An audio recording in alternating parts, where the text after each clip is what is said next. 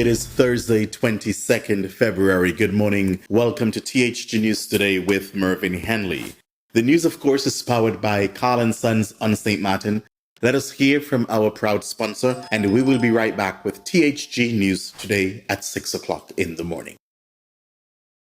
Carl & Sons have been serving the people of St. Martin for over 40 years, and the food and service get better and better. From early morning, customers flock to the bakery for their favorite sandwiches, cakes, pastries, you name it. First thing at mornings and last thing at afternoons, folks rush to Carl & Sons for simply the best. There are two locations, Coal Bay and on the Pondville. In Coal Bay, the opening hours are Monday to Friday from 6 a.m. to 6 p.m. On Saturdays, 6 a.m. to 5 p.m. And on Sundays, 6:30 a.m. to 10:30 a.m. and 2 p.m. to 5 p.m. Opening hours on the Pondville, Monday to Friday, 6:30 a.m. to 6 p.m. Saturday and Sunday, 6:30 a.m. to 1 p.m. We also cater for weddings, parties, special events, whatever the occasion. It's Carl & Sons. Our staff, we are always happy to serve you. Call us today, the Coal Bay location, 721-544-2462. That's 721-544-2462. Or in Phillipsburg, 721-543-1059. That's 721-543-1059. It's Carl & Sons Bakery. We are here to serve you.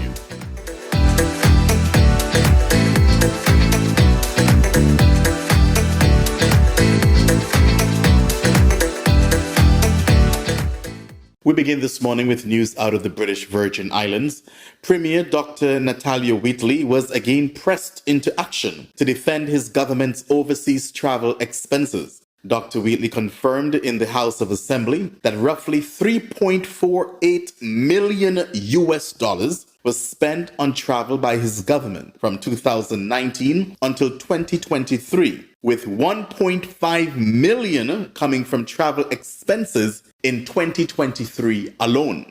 A breakdown presented by Premier Wheatley showed that $885,183 was spent in 2019, $184,719 in 2020. That was COVID, right? That was COVID time. So $184,719 in 2020. And then 2021 was also COVID. How much did they spend in travel? $144,014. And in 2022, it skyrocketed to $760,410. According to the 6th District Representative Myron Walwyn, how do you double from 2022 to 2023, and how do you reconcile $2.8 million in this year's budget versus the $3 million that you spent over the last 5 years?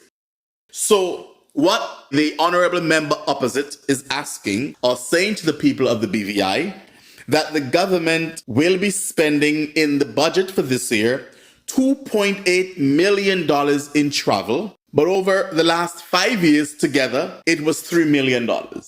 So the 6th District Representative Myron Walwyn asked, what accounts for all this travel? Where are you going? The Premier was also pressed about perceived inconsistencies in projected travel costs of $2.8 million for 2024 versus the roughly $3.4 million spent over the last 5 years, as I've just mentioned it to you. Premier Wheatley contended that the extensive travel undertaken by his government was nothing out of the ordinary and drew comparisons with travel under a previous government, the one Myron Walwyn was a part of.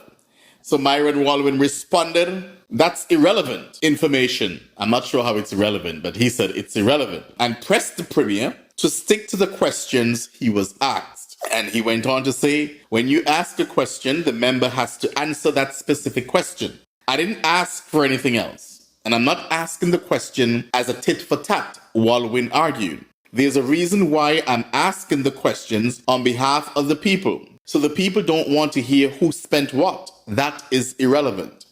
No, Mr. Walwyn, it is not irrelevant. But you know what? Maybe the Premier, when he was in opposition, probably should have demanded those answers from you. So now you're in your right to demand those answers from the Premier. So Premier Wheatley suggested that the information was important since the public needed to understand whether the travel was regular or irregular so that they could add to context. According to the Premier, the government has important trips planned for this year, including to Hong Kong, where he said a majority of clients are located that use the structures for the BVI's financial services sector. We don't have anything to hide, the Premier said. The only reason we're traveling is to do the work for the people. The Premier forgot to mention that when you travel, you get a per diem. And sometimes that per diem has absolutely nothing to do with hotel. It has absolutely nothing to do with your airline. It's just, some call it free money to the ministers. Some Caribbean islands, their per diem is starting from 200 US a day to up to $500-600 US a day. So if a minister is out of the country for, let's say, 1 week, and they're making $300 to $500 a day in per diem, you're talking about between $1,000 to $2,000 US in a week. So outside of their base salary, any minister can make between $3,000 to $5,000 US additional each month, just from per diems alone. So I'm not saying that the Premier is not traveling to work on behalf of the people, mind you. I'm speaking general now across the Caribbean, where some ministers, they take advantage of the system, and because of that per diem, they just travel just for the per diem. You don't have to worry about a base salary. You pay all your bills with your per diem. Okay, let's continue. You know, I listened for a bit to the Bahamas House of Assembly or Parliament, and you know something about the Bahamas? The Bahamas is one filthy rich territory. Bahamas is rich. Geez. From listening to the Prime Minister Davis's presentation, and I was watching Eyewitness News, and for some of the information, for example, the mid-year budget debate, that for the first 6 months of the year, preliminary total revenue collections are assessed at $1.3 billion, which represented a $43.8 million increase over the same period of the prior year. And to date, revenue collections accounted for 39.2% of the annual budget target. The Prime Minister noted that stronger collections are expected in the second half of this fiscal year, reflecting the nature of the fiscal year. The Prime Minister also went on to announce that government is cracking down on alcohol and tobacco smuggling, which causes the Bahamas to lose an estimated $100 million annually. The government has seized over $400,000 in cash and close to $1 million in alcohol, part of a large alcohol smuggling operation, he shared. Our efforts against alcohol and tobacco smuggling are intensifying. In fact, we believe the country loses close to $100 million a year through alcohol and tobacco smuggling. He continued, thus, we are committing significant resources to combat this source of revenue loss. Prime Minister revealed as well that his administration will introduce a corporation income tax. He calls it the Qualified Domestic Minimum Top-Up Tax. This is a tax that will only affect multinational enterprises earning more than 750 million euros annually, he asserted. The Prime Minister said it is estimated that this new tax will collect more than $140 million annually.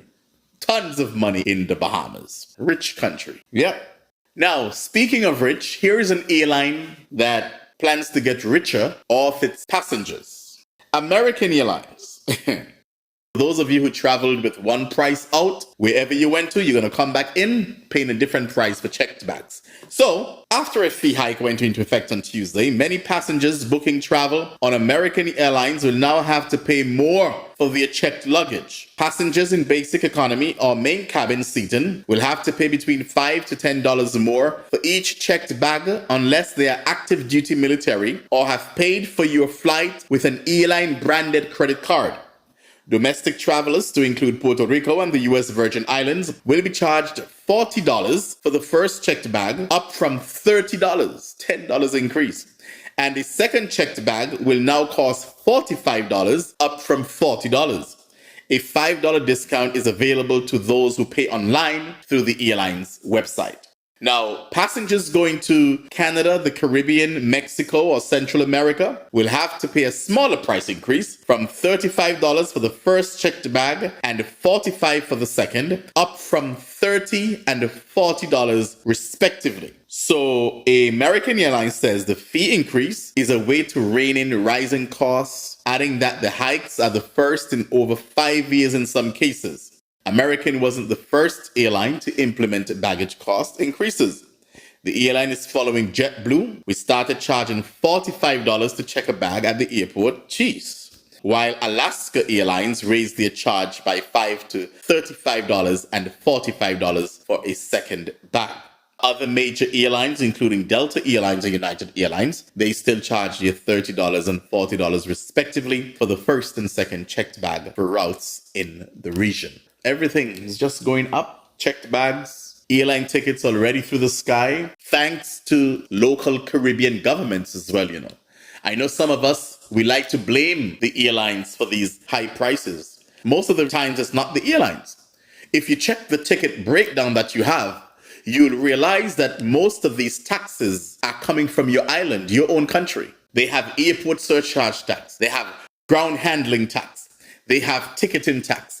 They have some other percentage tax, local tax. So it's your island, your country, your leader. They're the ones who have your airline tickets so high, not necessarily the airlines. So that is why these airlines feel like it's okay to charge an additional $5 or $10 for your checked bags. So just remember that the next time you plan to chew out the airline, okay?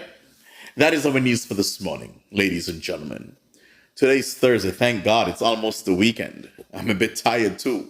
So do join me again tomorrow morning. It will be Friday. We'll keep the news light. So join me again tomorrow at 6 o'clock for a similar presentation. Enjoy your Thursday.